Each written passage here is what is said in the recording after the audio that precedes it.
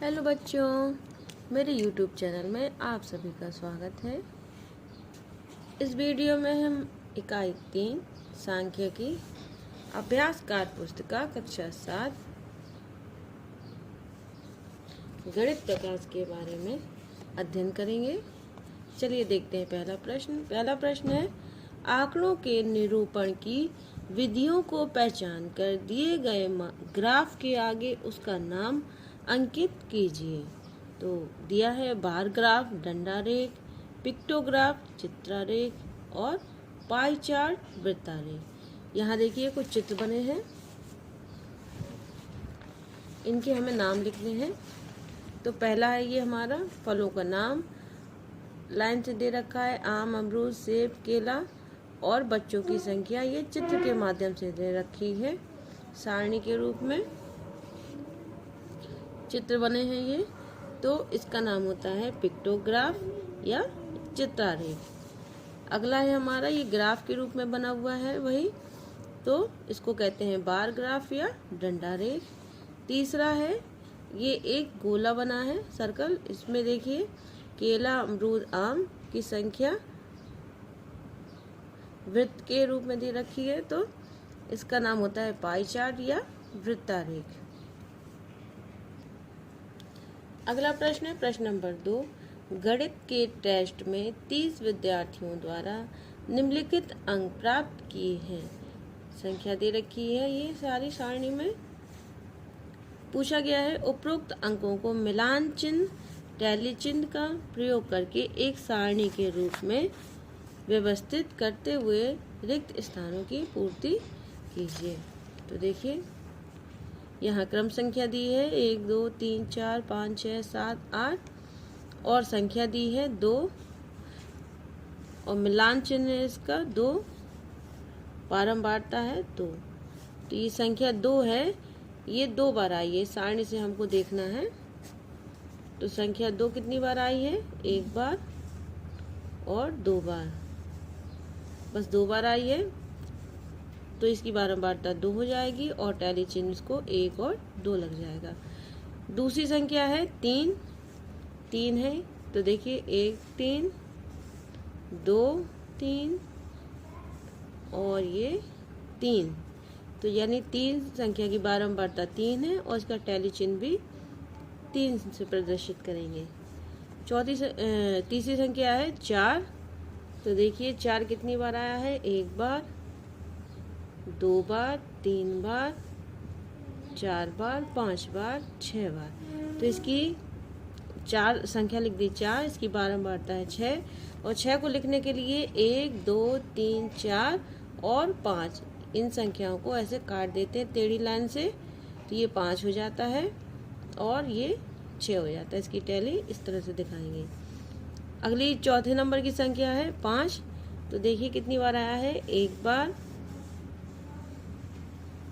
2 बार, 3 और 4 बार। तो जो संख्या 4 है वो 4 बार, 5 है वो संख्या 4 बार आई है, तो इसकी टैली लग जाएगी 1 2 3 4। अगली संख्या है 5 नंबर पे 6, 6 देखते हैं कितनी बार आई है? 1 बार, 2 बार, 3 बार, 4 5, 5 बार। तो 6 संख्या है, इसकी बारंबारता 5 हो जाएगी और इसकी टैली 1 2 3 4 और एक ये 5 हो जाएगी। 6 नंबर की संख्या है 7, 7 कितनी बार आया है? 1 बार, 2 बार और 3 बार। तो 7 संख्या की बारंबारता 3 हो जाएगी और इसका टैली 3 लग जाएगी। इसी तरह 8 है, 8 भी 3 बार आया है, इसकी टैली 3 हो गई। 9 है, 9 4 बार आया है, तो इसकी टैली 1 2 3 4 डंडों से इसको व्यक्त किया जाता है। अगला देखिए क्या पूछा है, उपरोक्त सारणी को देखकर संख्या की बारंबारता के अनुसार संख्या के ऊपर के खानों में भरिए। तो देखिए ये संख्या 2 है, इसकी बारंबारता 2 है, तो 2 खाने भर दिए हैं। संख्या 3 है, इसकी बारंबारता 3 है, तो इसके 3 खाने भर दिए हैं। संख्या 4 है, इसकी बारंबारता 6 है देखिए ऊपर, तो इसके 6 खाने भर दिए हैं। संख्या 5, इसकी बारंबारता 4 है, तो इसमें 4 खाने भर दिए हैं। संख्या 6, इसकी बारंबारता 5 है तो इसकी संख्या 5 खाने भर दिए हैं। इसी तरह 7 की 3 है, 3 खाने, 8 की 3 है, 3 खाने, 9 की 4 है तो 4 खाने भर दिए गए हैं। इसी तरह आप भर लीजिएगा। अगला प्रश्न, प्रश्न नंबर 3, निम्न सारणी की सहायता से पाई ग्राफ के चित्र खंड में अलग अलग वस्तुओं के लिए अलग अलग रंग भरिए। तो का नंबर में है 8 बच्चों की पसंद के खाने की वस्तुओं की सारणी निम्न है। बिस्किट खाने की वस्तुएं, बच्चों की संख्या, बिस्किट 1, कुरकुरे 2, टॉफी 3, चॉकलेट 3 और इसका टोटल योग हो जाएगा 8। तो देखिए यहाँ पाई ग्राफ बना रखा है। तो बिस्किट के 1 खाने हैं तो 1 कर दिया, कुरकुरे 2 हैं तो इसके 2 खाने कर दिए, टॉफ़ी के 2 हैं तो इसके 2 खाने कर दिए और चॉकलेट के 3 हैं तो इसके 1 2 3 खाने को कलर कर दिया है। अगला देखते हैं, खा नंबर में है 12 बच्चों की पसंद के गुब्बारे के रंगों की सारणी निम्न है। पाई ग्राफ में बच्चों की संख्या के अनुरूप गुब्बारे के रंग को भरिए।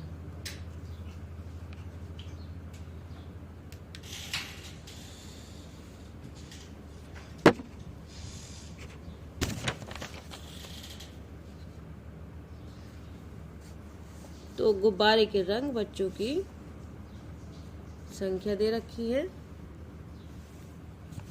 तो लाल रंग है 5, पीला के 3, नीला के 3, हरा के 1 और योग है टोटल 12।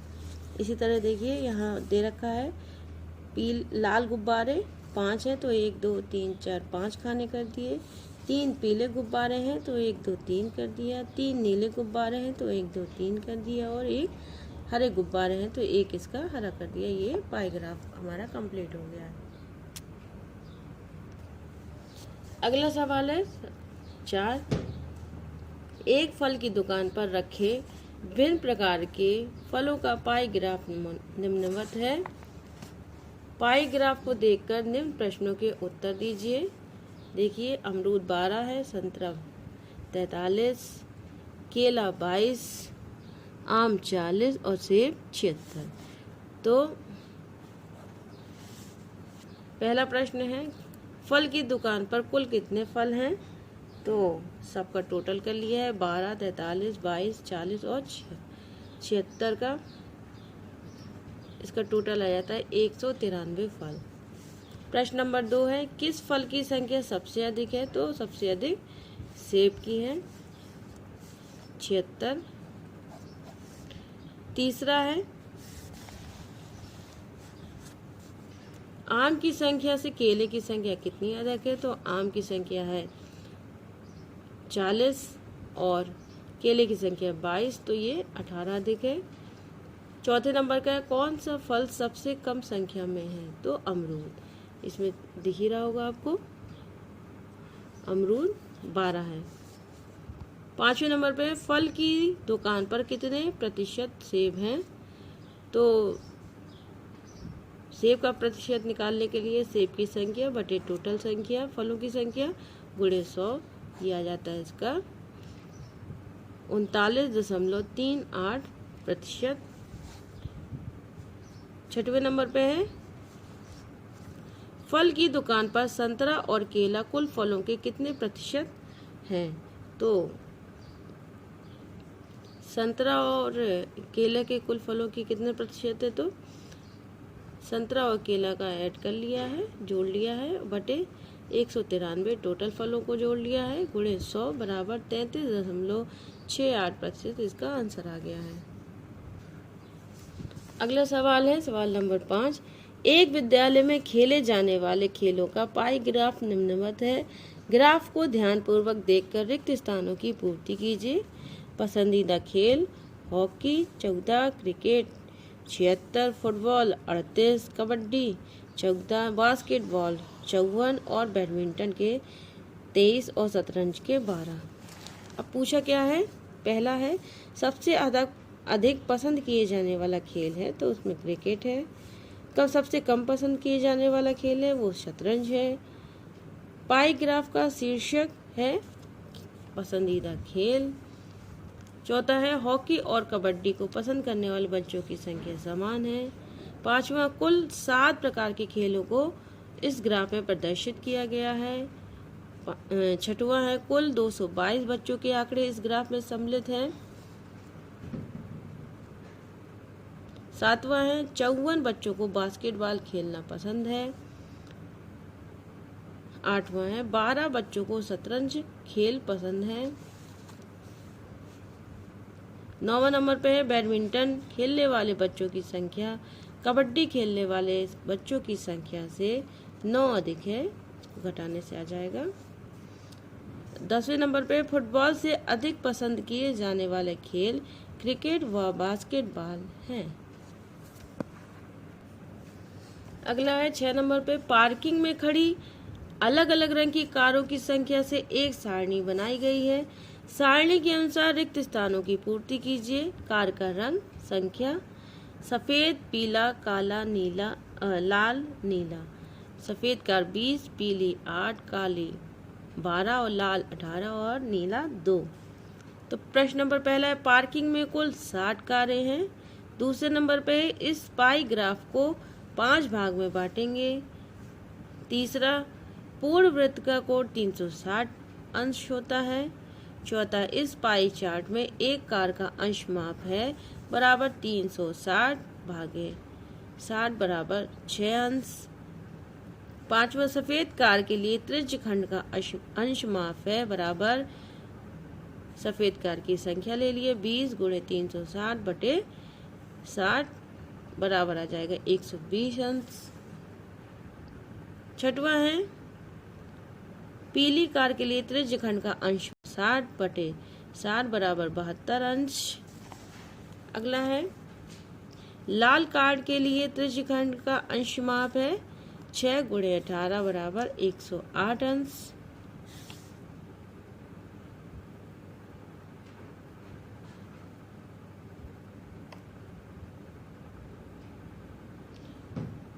अगला है नीली कार के लिए त्रिज्य खंड का अंश माप है 60 बटे 60 बराबर 12 अंश। 10वें नंबर पे पाई ग्राफ में दी गई सीधी रेखा से शुरुआत करते हुए प्रत्येक त्रिज्य खंड को चांदे से नापकर बनाइए व कारों के रंगों के अनुसार त्रिज्य खंड में भरिए। तो देखिए ये त्रिज्य खंड बना हुआ है, एक गोला बना लिया है, किसी भी त्रिज्या का एक त्रिज्या खींच लिए और इसको चांदी की सहायता से नाप के हमने इसको बना लिया है। 20 कार सफेद कार कितने रंग की है 120 अंश का है। 2 नीली कार 12 अंश, 108 लाल कार 6 अंश और 12 अंश की 12 काली कार 72 अंश है। 48 पीली कार इसका है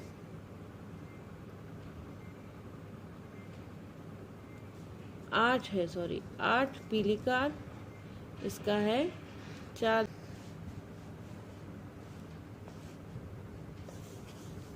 प्रश्न नंबर 7 है रिया के मासिक खर्च की सारणी निम्न है। मासिक खर्च रुपए, घर का किराया 4200, खाना 5400, कपड़े 3000, बचत 1800 की और योगफल हो गया इन सबका 14,400। तो इसका निकाल लेते हैं। घर के किराए का हो जाएगा 105 अंश, खाने का हो जाएगा 135 अंश, कपड़े का हो जाएगा 75 अंश और बचत टोटल हो जाएगी 45 अंश की। इसको देखिए पाई ग्राफ कैसे बनाएंगे। रिया के मासिक खर्च को एक पाई ग्राफ द्वारा प्रदर्शित कीजिए।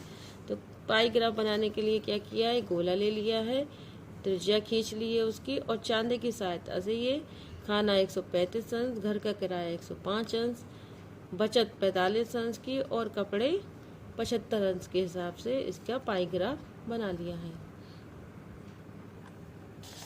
प्रश्न नंबर 8 है दिए गए शब्दों से रिक्त स्थानों की पूर्ति कीजिए। प्रतिनिधित्व सबसे अधिक, केंद्रीय प्रवृत्ति सबसे कम, समांतर मार्ग, पदों की संख्या, कुल पदों का योग, बारंबारता माध्य। पहला है औसत आंकड़ों के एक समूह की केंद्रीय प्रवृत्ति को दर्शाता है। दूसरा, औसत सबसे अधिक और सबसे कम मूल्य के आंकड़ों के बीच में होता है।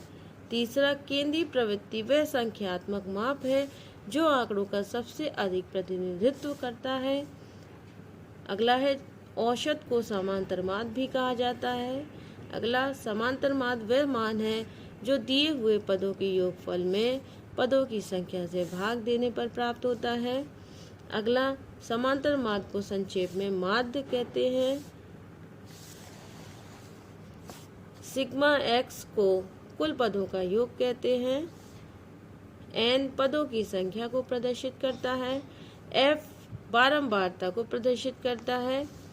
सिग्मा एफ एक्स बटे सिग्मा एफ बराबर हो जाता है F1 into X1 plus F2 into X2 plus F3 into X3 plus dot dot plus Fn into Xn upon F1 plus F2 plus F3 plus dot dot plus Fn तक।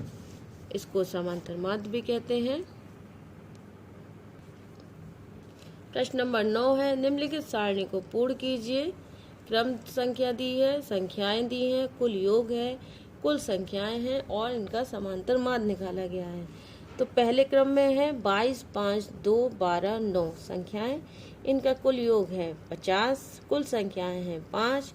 तो कुल योग में से कुल योग को कुल संख्याओं से भाग देने पर समांतर माध्य आ जाता है 10। इसी तरह क्रम संख्या 2 पे है 19, 5, 9, 12, 10, 5, इनका कुल योग हो जाता है 60, कुल संख्याएं हैं 6, समांतर माध्य आता है 10।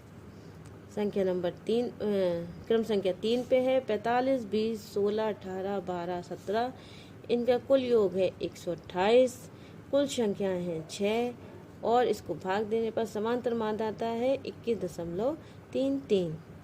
प्रश्न क्रम संख्या 4 पे है 17, 12, 15, 14, 12, इनका कुल योग है 70, कुल संख्याएं हैं 5, समांतर माध्य के लिए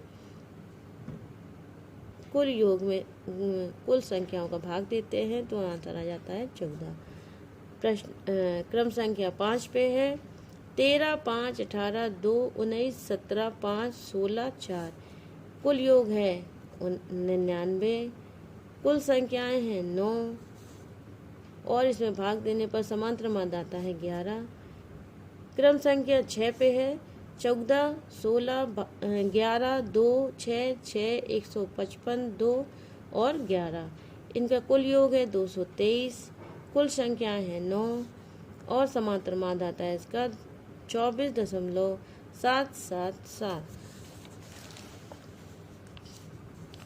7 नंबर पे है 1, 2, 0, 3, 2, 1, 5, 4, 3, 2, 1, 2, कुल योग इनका इन संख्याओं का है 26, संख्याएं हैं 12 तो 26/12 से समांतर माध्य आता है 2। 8 नंबर पे है 8, 15, 23, 16, 43, 42, 37, इनका कुल योग है 184, संख्याएं हैं 7 और इसमें भाग देने पर समांतर माध्य आता है 26.285। 9 नंबर पे है 40, 50, 68, 70, 72, 62, कुल योग है इन संख्याओं का 362, संख्याएं हैं 6, समांतर माध्य आता है 60.33। 10 नंबर पे है 10, 20, 30, 40, 50, 60, 70, कुल योग हो जाएगा इन संख्याओं का 280, संख्याएं हैं 7 और समांतर माध्य निकल के आता है 40।